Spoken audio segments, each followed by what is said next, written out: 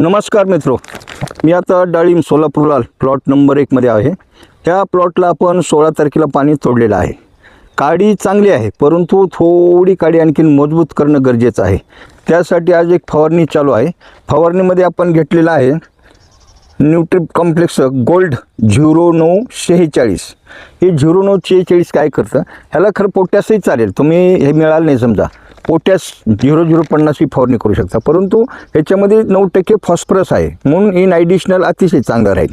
हे आपण 600 लिटर पाण्यासाठी 2.5 किलो म्हणजे 4 ग्रॅम प्रति लिटर पाण्यानं पाण्यामध्ये डायल्यूट करून फवारणी घेण्याचं नियोजन केलं आणि फवारणी चालू केलेली आहे. चल देऊ.